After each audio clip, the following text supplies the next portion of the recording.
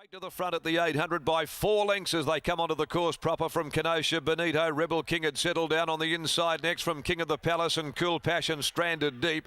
Recoded got back with Travanator last is Volkov. Hot Goods is making them run, coming to the turn with a postage stamp weight on her back, and with 450 to go, she had scampered well clear. Around the corner, Hot Goods straightened up by 3.5. Kenosha is starting to drag the others to her. Then Benito third. Here comes Cool Passion starting to let loose with the run. Rebel King's over towards the inside, then Travanator, and Volkov is starting to sprout wings down the outside. Hot Goods in trouble, tackled by Cool Passion. Now Volkov on the outside, storms up, grabs Cool Passion, has a head in front, and Volkov cracks it at Belmont Park finally. Volkov beat Cool Passion, Travanator grabbed third, Kenosha fourth home, so Pike will probably settle for 5, and then Hot Goods, Rebel King, King of the Palace, Recode next in, and dropping out to run last is Benito. Not sure how to analyse this win. Never a victory at Belmont Park, and it makes me just a little bit curious. Is she in her best form ever, and does that mean she's going to be even scarier when we return to Ascot? We can only hope.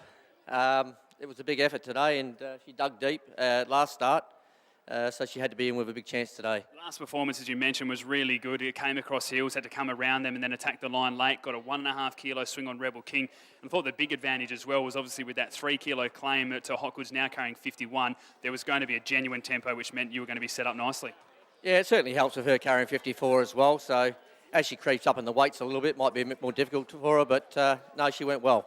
She seemed to be able to sit on the back of the field quite comfortably today, which again was a big advantage. Didn't have to be scrubbed up at all, and then the moment Jason said, let's go, she pulled away. Yeah, well, Jason's one of those riders that sort of never panics. He just sits there and waits, and he done well. Good job. Now, coming into today, you were thinking possibly just this run, maybe a spell for Ascot, but does a victory like this just make you think maybe we've got to relook at the program?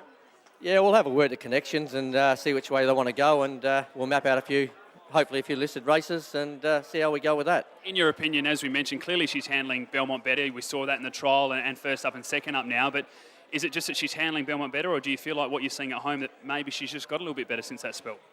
Yeah, she might have been off a little bit. The times that we trialled her at Belmont and that, she didn't seem to go as good, and Jason was never happy with her. And then she turned the corner, and he was wrapped with the first trial, and it's carried on from there. Well, you've got some very happy owners here, mate. I'll let you get to them. Congratulations. Right, thank you. We'll grab winning jockey now, Jason Whiting, and Jace, to speed in that race. You must have just been chilling out the back, knowing what you had underneath you and knowing you were going to get a chance. Yeah, no, it all panned out good. She just really seems, her kick's so much stronger. If you can just let her just chill out that bit earlier in her races. Sometimes you draw that inside barrier, and sometimes you just make sure use the barrier a little bit, and she just doesn't seem to have the same brilliance as what she does if you just let her chill right off early. Ascot and Belmont stats put out of it. How does she feel to you? Is she, come back a different horse from that spell, or is it still the same Volkov that you know? No, I'm probably one of the few hasn't read into that Belmont stat, because I just feel that the very first start she ever had here, she actually pulled up shin sore, and that wasn't her that day. She had a spell. And that next prep, I just didn't think she'd come up that prep. I don't think it was Belmont. I just think it was a prep whether she's growing or what, or just whatever it may have been. I just don't think she's sort of come up that prep, and thankfully since then she's started to put it all together again. Looks as though it's going to be an exciting campaign. Congratulations on the win, mate. Yes, thank you.